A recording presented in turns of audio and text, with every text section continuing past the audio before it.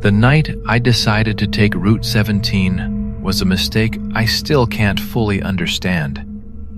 I had driven that road countless times, but this time felt different.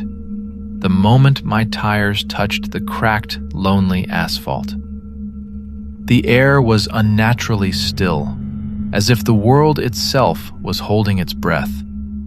I kept driving, the trees bending inward, like they were trying to block out whatever lay ahead. My headlights flickered, once, twice, before stabilizing again. I muttered to myself that it was nothing, just old wiring. But deep down, I knew something was wrong. It was then I saw him. A figure standing on the right side of the road, facing the trees, his back completely straight, arms hanging unnaturally still. He didn't move. Didn't even acknowledge the sound of my approaching engine. I slowed my car, staring through the windshield. He was tall, too tall, and dressed in what looked like an old, dusty coat. The fabric fluttered, even though there was no wind. My instinct begged me to keep driving, but curiosity, it hooked me. I rolled the window down a few inches. "Hey, you all right?" No answer. No movement. The figure then turned his head, slowly, far slower than any human should be able to.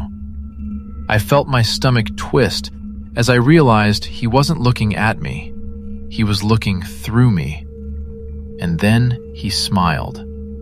A long, stretched, unnatural smile that carved itself across his face like the skin resisted it.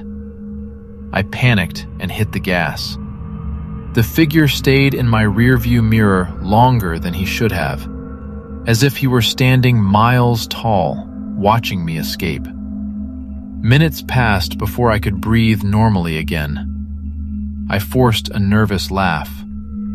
"Just my mind messing with me," I whispered. But then I saw him again, standing on the left side of the road this time. Same posture, same coat, same impossible stillness. My heart felt like it slammed into my ribs.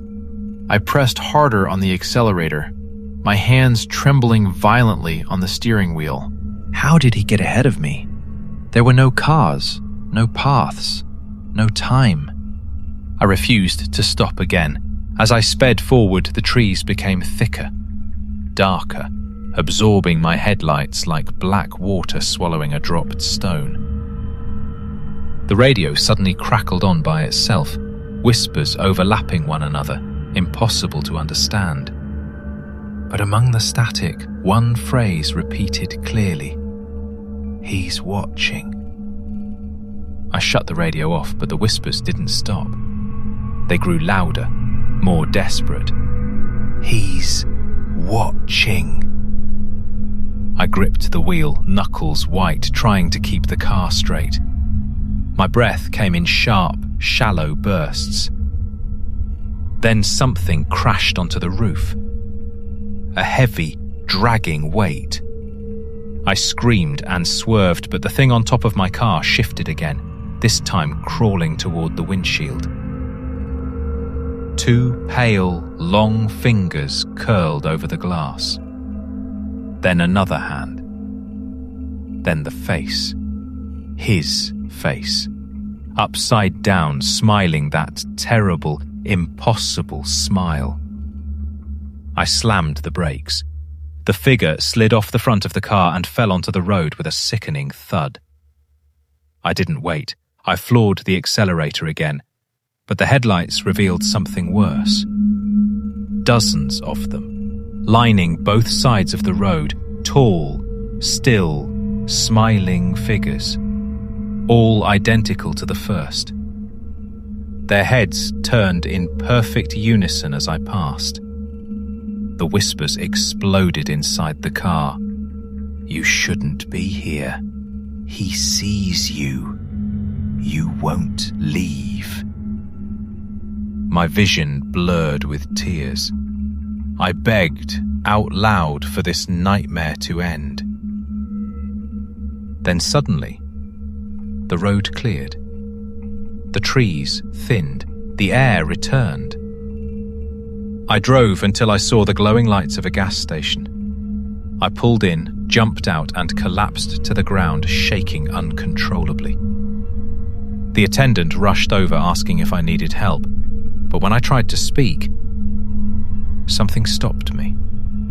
A realization, a reflection in the gas station window behind him. A tall figure in a dusty coat, standing perfectly still, smiling at me. The attendant noticed where I was looking and turned around, but there was nothing. He helped me inside, sat me down, and gave me water. I waited for hours until sunrise before finally gathering the courage to leave.